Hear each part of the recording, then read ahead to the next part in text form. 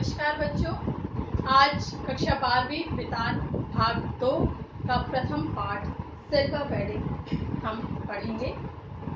Silver wedding जिसके लेखक हैं मनोहर श्याम जोशी, हिंदी साहित्य के प्रसिद्ध पत्रकार, उपन्यासकार, कहानीकार, पटकथाकार श्री मनोहर श्याम जोशी का जन्म 1935 कुमाऊं में हुआ। इन्होंने स्नातक लखनऊ विश्वविद्यालय से किया है। इनकी प्रमुख रचनाएं हैं कुरु कुरु स्वाहा, कयाक, मंदिर घाट की पौड़ियाँ आदि। इन्होंने दूरदर्शन धारावाहिक हम लोग की पटकथा का लेखन किया और 2006 में दिल्ली में इनका स्वर्गवास हो गया। सिल्वर वेडिंग जो पाठ है, सिल्वर वेडिंग का अर्थ होता है शादी की 25वीं वर्षगांठ। इस पाठ में जो मुख्य किरदार हैं यशोधर बाबू, जो कि पुरानी सोच के हैं, पुरानी विचारधारा के हैं, उनकी सिल्वर वेडिंग की बात इसमें कही गई है। साथ ही जो पीढ़ियों का अंतराल है उसके बारे में भी इसमें बताया गया है। मनोहर श्याम जोशी की ये एक बहुत लंबी कहानी है सिल्वर वेडिंग, जिसमें आधुनिकता की ओर जो हमारा समाज दिन प्रतिदिन बढ़ता चला जा रहा है और किस प्रकार अपने मूल्यों को, अपने जीवन मूल्यों को, अपनी संस्कृति को, अपने रहन सहन को भूलता चला जा रहा है और पाश्चात्य संस्कृति को निरंतर अपनाता चला जा रहा है, उस विचारधारा का उल्लेख इस पाठ में किया गया है। तो आइए हम इस पाठ के बारे में और अधिक जानते हैं। इस पाठ का सार मैं आपको बताती हूँ। तो आइए जानते हैं पहले यशोधर बाबू और उनके व्यक्तित्व के बारे में। यशोधर बाबू एक संस्कार संपन्न व्यक्ति हैं। उनमें संस्कार फूट कर भरे हुए हैं और वे अपने संस्कारों के आधार पर अपनी संस्कृति को संभाल लेते हैं।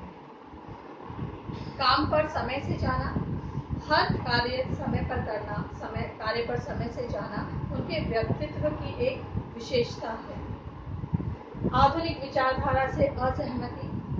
आधुनिक विचारधारा, जो समाज हमारा आज पाश्चात्य संस्कृति की तरफ निरंतर बढ़ता चला जा रहा है, पाश्चात्य संस्कृति को अपनाता चला जा रहा है, उनकी विचारधाराओं से असहमत ये रहते हैं। साथ ही इनका जो व्यवहार है वो सभी के साथ मेल मिलाप का व्यवहार है, सभी के साथ खुश मिजाज ये रहते हैं।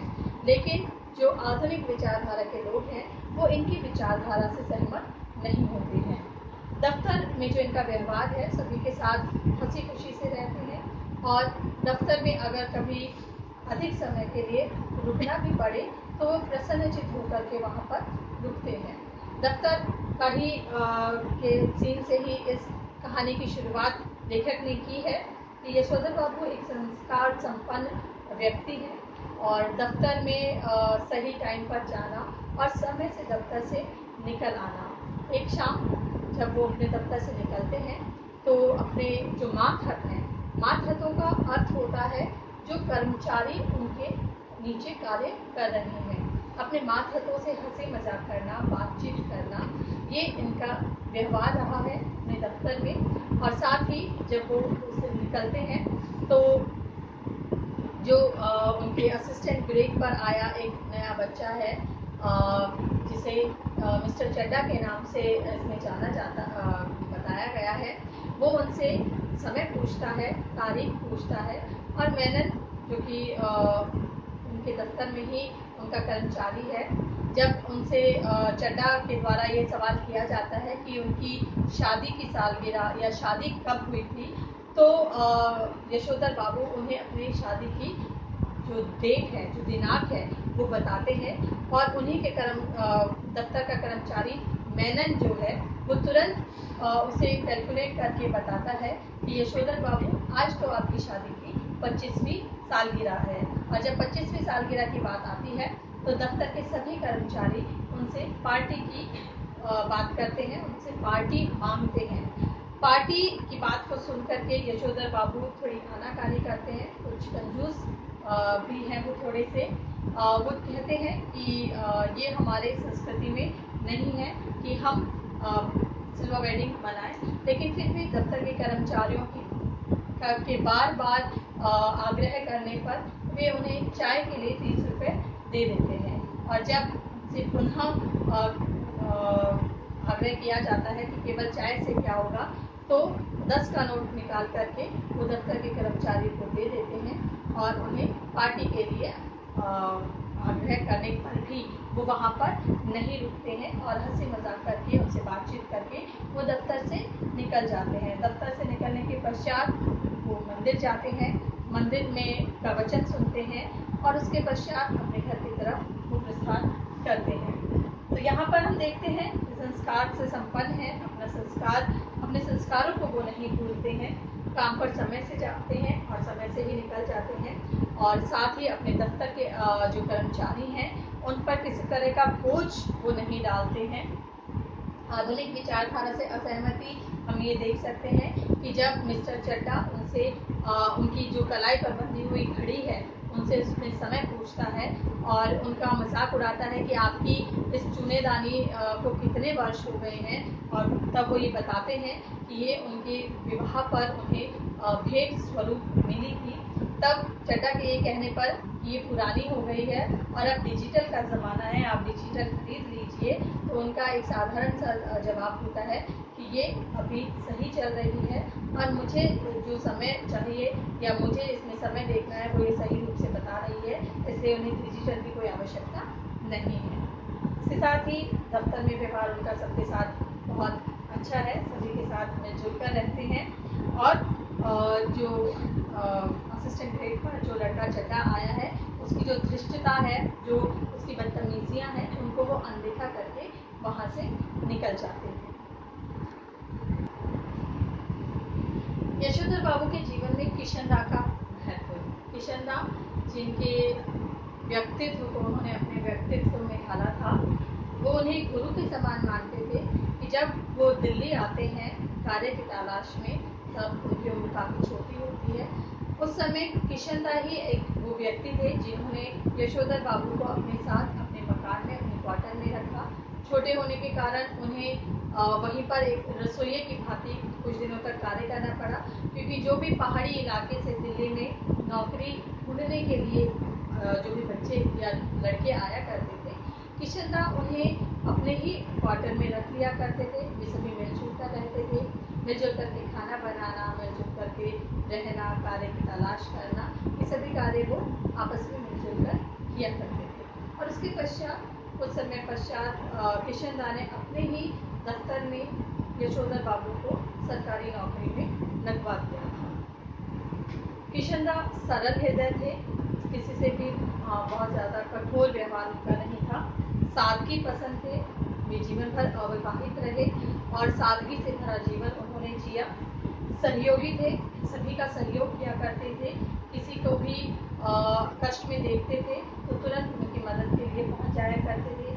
परोपकारी थे, सामाजिक थे, हर प्रकार के सामाजिक जो कार्य थे उनमें उनका योगदान रहा था और उन्होंने अपना पूरा जीवन समाज के लिए समर्पित किया।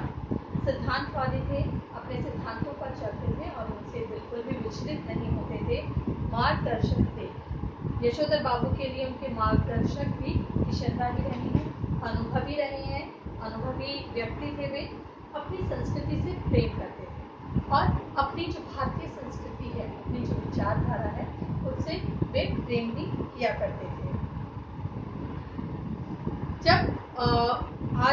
जब उनकी 25वीं सालगिरह थी यशोधर बाबू की, जब वो दफ्तर से निकलते हैं तो उन्हें किशन दा की याद आ जाती है और उन्हें जब वो याद करते हैं तो दफ्तर से निकलने के पश्चात बिरला मंदिर में जाना, वहाँ पर जो है धर्म के जो अनुष्ठान हो रहे हैं या प्रवचन चल रही हैं, उनको वो सुना करते थे। उसके पश्चात सब्जी मंडी जाया करते थे, सब्जी मंडी से सब्जी लेकर के उसके पश्चात वो घर की तरफ जाया करते थे। आज जब वो घर की तरफ जा रहे थे सब्जी मंडी से गुजर के, तो उस जगह से वो गुजरते हैं जहाँ पर कभी किशन दा का मकान हुआ करता था, जहाँ पर उन्होंने अपने जीवन को जिया था। जीवन की शुरुआत दिल्ली में उन्होंने की थी, गोल मार्केट में वो रहा करते थे। आज जब वो वहाँ से गुजरते हैं तो वो देखते हैं कि किशन दा का वो क्वार्टर, जो सरकारी क्वार्टर था, वो तोड़ दिया गया है और आज वहाँ पर 3 मंजिला मकान बनाया जा रहा है। उनके जो बच्चे हैं यशोधर बाबू के, वे चाहते हैं कि उनके पिताजी भी अपनी हैसियत के हिसाब से बड़े मकान में रहें, लेकिन यशोधर बाबू इससे बिल्कुल भी सहमत नहीं होते हैं। वो मानते हैं कि जब तक वो सरकारी नौकरी करेंगे तब तक वो क्वार्टर में ही रहेंगे, और उनका ये प्रयास रहता है कि उनके रिटायर होने तक उनका कोई बेटा भी अगर सरकारी नौकरी में लग जाता है तो उनके रिटायरमेंट के पश्चात उन्हें ये क्वार्टर उसके बेटे के नाम करवा देंगे और वहीं पर उसी क्वार्टर में वो अपना जीवन व्यतीत कर देंगे। किशनदा अविवाहित थे, पूरा जीवन उन्होंने अविवाहित रहकर गुजारा, और जब यशोधर बाबू अपने घर की परेशानियों से, अपने बच्चों के व्यवहार से दुखी हो जाते थे तो कभी कभी वो सोचते थे कि वे भी अपना जो जीवन है वो किशनदा की भांति अविवाहित भी गुजार देते और अपना पूरा का पूरा जीवन जो है सामाजिक कार्यों में, सामाजिक सेवा में वो लगा देते।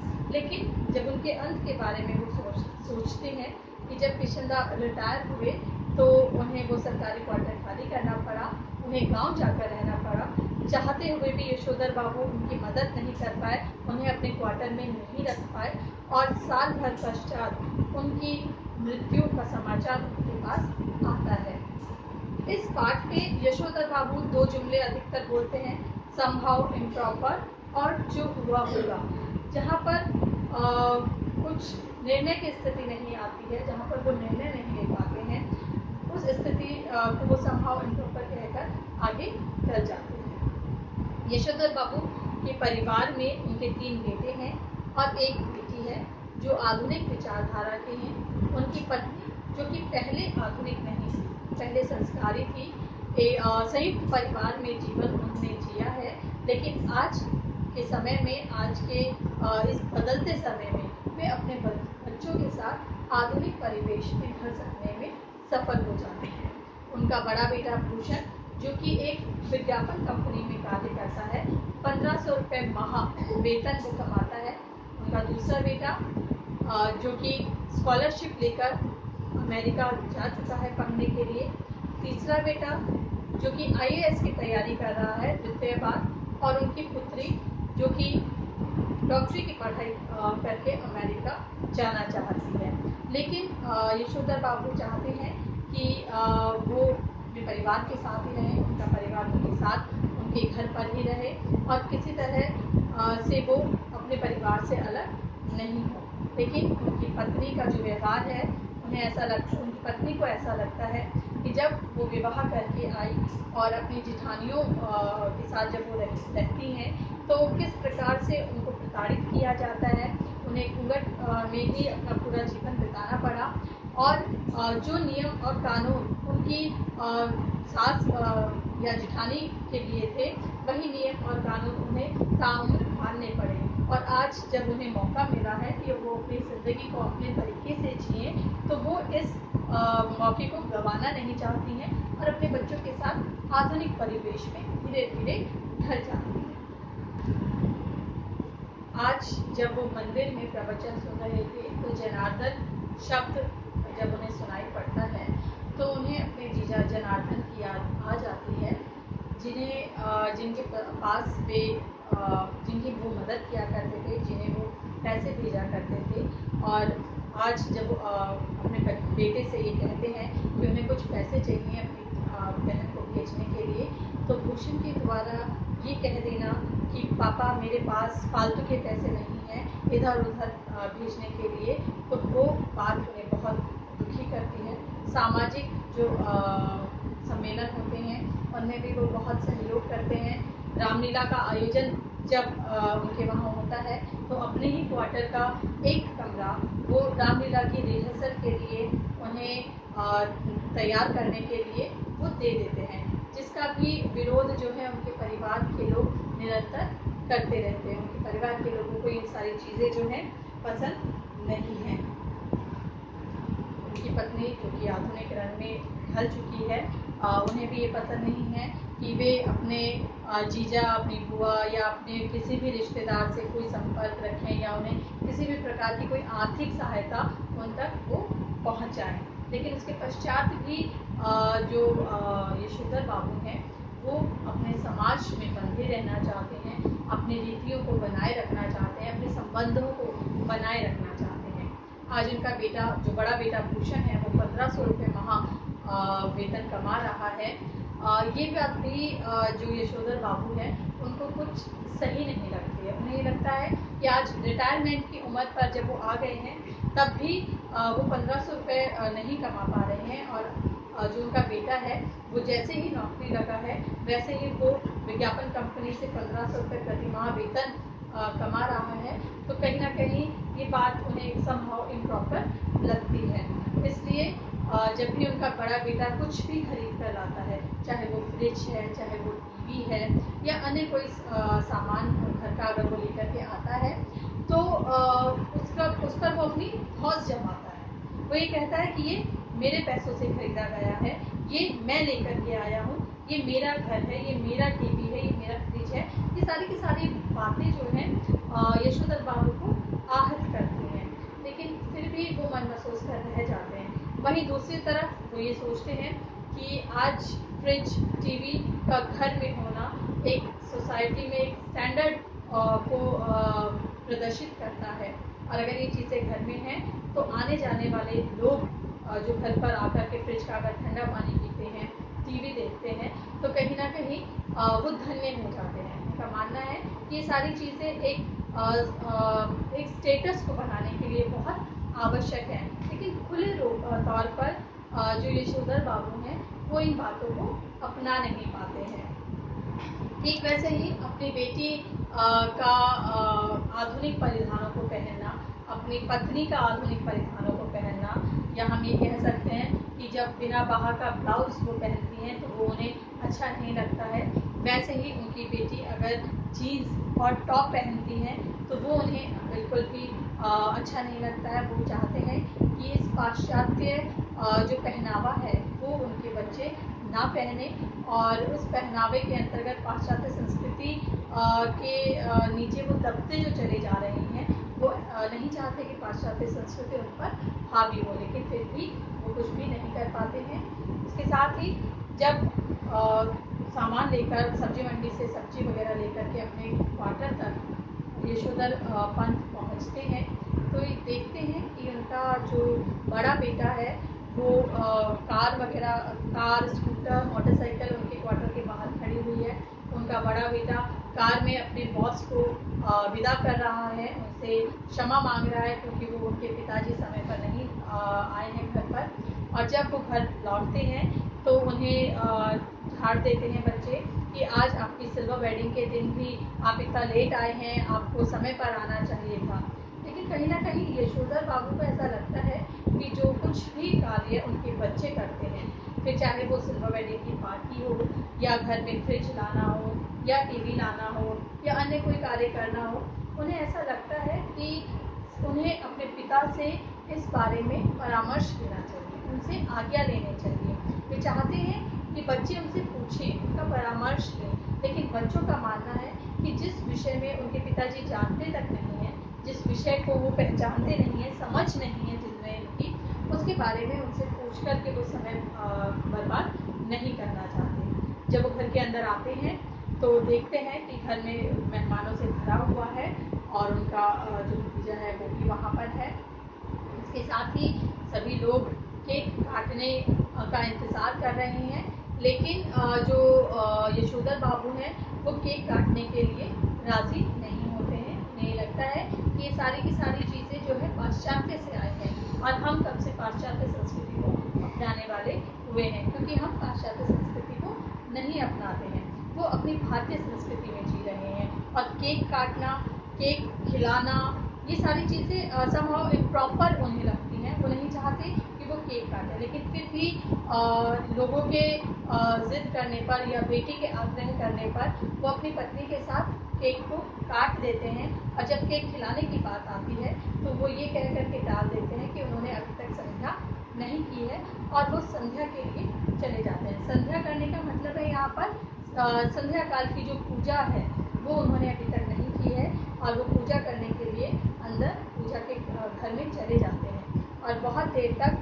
ध्यान में लगे रहते हैं। और उस समय उन्हें अपने किशन दास की याद आती है। वो किशनदा को याद करते हैं, उनके मार्गदर्शन को, उनकी सादगी को, उनके व्यवहार को वो याद करते हैं। और ऐसे में उनके जब घर के सभी जो मेहमान आए हुए थे वो एक एक करके चले जाते हैं। और कुछ समय पश्चात जो संध्या 10 मिनट की 15 मिनट की हुआ करती थी, आज पूरा आधा घंटा 25 मिनट जो है यशोधर बाबू ने उस संध्या में लगा दिए हैं। तो उनकी पत्नी और उनकी बेटी जब उन्हें बुलाने आती हैं तो वे उनसे प्रश्न पूछते हैं कि क्या सभी मेहमान चले गए हैं, और अगर केवल घर वाले ही हैं, जब ये सुनिश्चित हो जाता है कि केवल घर वाले ही अब घर में रह गए हैं, तो वे उसी गमछे को, जिस गमछे को पहन करके वो संध्या कर रहे थे, उसी गमछे से वो वापस उस हॉल में आकर के बैठ जाते हैं। और इस पर भी उनकी बेटी का नाराज़ होना कि आज भी आपने इतना समय लगा दिया, अब वो नाराज़ हो जाती है। उसके पश्चात उसके बड़े बेटे के द्वारा एक ड्रेसिंग गाउन उन्हें गिफ्ट किया जाता है। और जब ड्रेसिंग गाउन उन्हें गिफ्ट किया जाता है तो वे प्रसन्न होते हैं। और जब उनका बेटा ये कहता है कि पापा आप ये ड्रेसिंग गाउन पहन करके सुबह दूध लेने जाया कीजिए, क्योंकि उस फटे हुए पुलोवर में आप बाहर जाते हैं तो उनकी बेइज्जती होती है, उन्हें अच्छा नहीं लगता। तो जब ये बात यशोधर बाबू सुनते हैं तो वो बहुत दुखी हो जाते हैं, कि आंखों से आंसू निकलने लग जाते हैं, क्योंकि कहीं ना कहीं वो ये मानते हैं कि जब व्यक्ति रिटायरमेंट की उम्र में आता है, वो वृद्ध हो जाता है या वो बूढ़ा होने लगता है, उस समय जब उनके बच्चे बड़े हो जाते हैं तो बच्चों को ऐसा लगना चाहिए कि अब वो अपने पिता की जो जिम्मेदारियां हैं, पिता के द्वारा जो किए जाने वाले काम हैं, उसकी जिम्मेदारी वो अपने ऊपर ले लें। दूध लाना, सब्जी लाना, घर परिवार देखना, ये सारी की सारी जिम्मेदारी उनका बेटा अपने ऊपर ले ले। वो चाहते हैं कि जिस तरह से परंपरागत रूप से जब पिता वृद्ध हो जाता है तो बेटा उसकी जिम्मेदारी ले लेता है, ठीक वैसे ही भूषण भी अपनी जिम्मेदारियों का एहसास हो उसे और वो अपनी जिम्मेदारियों को अपनाए। लेकिन ऐसा नहीं होता, बल्कि उन्हें ये कहा जाता है कि वो इस ड्रेसिंग गाउन को पहन करके जो है बाहर जाया करें, दूध लाने जाया करें, ताकि उनके स्टेटस को किसी प्रकार की कमी ना हो। तो हम ये देखते हैं कि जो यशोधर बाबू है वो बहुत आहत होते हैं इस बात से। वो चाहते हैं कि उनके बच्चे आज्ञाकारी बने रहें, उनकी बातों को माने, उनके संस्कारों को माने, और जैसा वो कहते हैं वो कहते हुए आगे बढ़ते चले जाएं। लेकिन बिल्कुल इसके विपरीत होता है। बेटा उन पर हक जमाता है, उन्हें अपना स्टेटस याद दिलाता है, उन्हें विभिन्न प्रकार के ताने उन्हें मारा करता है, और ऐसे में वे आहत होते हैं और उन्हें किशनदा की याद हो आती है। तो आइए अब हम देखते हैं इस कहानी की मूल संवेदना क्या है। कोई भी कहानी जब लिखी जाती है तो किसी न किसी भाव को लेकर लिखी जाती है, किसी न किसी संवेदना को लेकर लिखी जाती है। इस कहानी में हम कह सकते हैं कि इस कहानी की मूल संवेदना है 2 पीढ़ियों का अंतराल। एक पीढ़ी यशोधर पंत की पीढ़ी है, जो अपने पुराने और परंपरागत जीवन को ढोए चली जा रही है, और दूसरी पीढ़ी उनके बच्चों की पीढ़ी है, जो समय के साथ परिवर्तित हो रहे हैं, समय के साथ नए नए जीवन मूल्यों को अपना रहे हैं, आधुनिकता को अपना रहे हैं, पाश्चात्य संस्कृति को अपना रहे हैं। जहाँ पर तक परंपरागत संस्कृति की बात हम कह रहे हैं तो हम ये कहते हैं कि यशोधर बाबू कहीं हद तक अपने विचारों में सही हैं। वहीं दूसरी तरफ अगर हम देखते हैं तो हम ये भी मानते हैं कि अगर उनके बच्चे नई पीढ़ी के साथ, नए विचारों के साथ, नए परिवर्तनों के साथ अगर नहीं बढ़ते हैं, आगे नहीं चलते हैं, तो वो इस समय में कहीं ना कहीं पिछड़ जाएंगे। इसलिए उनका निरंतर आगे बढ़ना, निरंतर बदलाव करना, परिवर्तन अपने जीवन में लाना सही मायने में उचित है। और हम ये भी मानते हैं कि अगर यशोधर पंत चाहें तो वे भी अपने विचारों में जो चीज़ें सही हैं, जो बातें सही हैं, अगर उनमें वो कुछ परिवर्तन कर लेते तो शायद उनके जीवन का जो नज़रिया है, जीवन को देखने का जो नज़रिया है, वो कुछ अलग होता। तो मूल संवेदना है 2 पीढ़ियों का अंतराल। दोनों ही पीढ़ी अपने अपने विचारों, अपने अपने जीवन मूल्यों पर डटी हुई है। कोई भी किसी भी प्रकार का बदलाव अपने जीवन मूल्यों में नहीं करना चाहता है। ना ही यशोधर बाबू बदलना चाहते हैं, और ना ही जो उनके बच्चे हैं वे ही किसी प्रकार से अपने पिता की जो विचारधारा है उनको ग्रहण करना चाहते हैं। तो हम कह सकते हैं इस कहानी में जो मूल संवेदना दो पीढ़ियों का अनुवाद है, उसके साथ ही आधुनिकता के दौर में परंपरागत जीवन मूल्यों को रखना। यशोधर बाबू आज के इस आधुनिक दौर में, आज के इस नवीनीकरण के दौर में परंपरागत मूल्यों को बनाए रखना चाहते हैं। वो हम ये कह सकते हैं कि वो गलत नहीं है कि वो अपने परंपरागत मूल्यों को अगर बनाए रखना चाहते हैं, बचाए रखना चाहते हैं, तो इसमें कोई कमी नहीं है, गलती नहीं है। लेकिन उन परंपरागत मूल्यों को अगर नए आधुनिक जीवन मूल्यों के साथ जोड़ते हुए उन्हें परिवर्तन कर दिया जाता तो शायद यशोधर बाबू को इतना कष्ट, इतना दुख नहीं भोगना पड़ता। तो वो परंपरागत मूल्यों को इस आधुनिक जीवन में भी ज्यों का त्यों बनाए रखना चाहते हैं। आगे है पुराने आदर्शों से जुड़े रहना, जबकि बच्चे नई विचारधारा से जुड़े रहना चाहते हैं। जब बदलाव होता है तो सभी कुछ परिवर्तन आते हैं, चाहे फिर वो तकनीकी में हो, चाहे फिर रहन सहन में हो, चाहे फिर वो विचारधाराओं में हो। यहाँ पर जो यशोधर बाबू हैं वो अपने पुराने विचारधाराओं, पुराने आदर्शों, पुराने जीवन मूल्यों से जुड़े रहना चाहते हैं। वो उन्हें बिल्कुल भी छोड़ना नहीं चाहते और वो चाहते हैं कि उनके बच्चे भी उसी पुराने आदर्शों और जीवन मूल्यों से जुड़े, वो उन्हीं की बात माने, वो जैसा कहते हैं उनके अनुसार वे अपने जीवन को जिए। जबकि उनके बच्चों की विचारधारा जो है वो कुछ अलग है। वो चाहते हैं कि नई विचारधारा के साथ अपने जीवन को जिए, कुछ नया करें। जैसे जैसे जीवन परिवर्तित हो रहा है वैसे वैसे वो भी अपने जीवन में परिवर्तन लाए, समय के साथ परिवर्तित हो। आगे पत्नी का नए परिवेश में ढलना। जहाँ यशोधर बाबू अपने पुराने आदर्शों, पुराने जीवन मूल्यों में बंधे रहना चाहते हैं, उन्हें जकड़े रहना चाहते हैं, उनमें किसी तरह का कोई बदलाव नहीं लाना चाहते, वहीं उनकी जो पत्नी है वो नए परिवेश में ढल सकने में जो है समर्थ होती है। वो अपने बच्चों के साथ हमेशा खड़ी नजर आती है।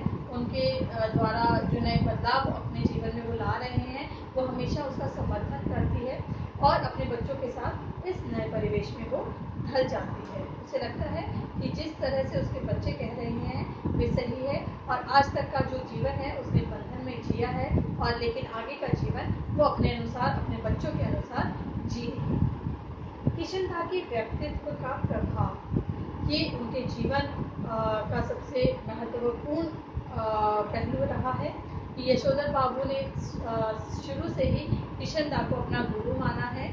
उनके व्यक्तित्व, उनके व्यवहार को उन्होंने अपने व्यक्तित्व में, अपने व्यवहार में ढाला है और ढालने का प्रयास किया है। लेकिन उसके पश्चात भी जब उन्होंने किशनदा के विचारों को अपने जीवन में ढाला तो वो उन्होंने उसमें किसी तरह का बदलाव नहीं लाना चाहा।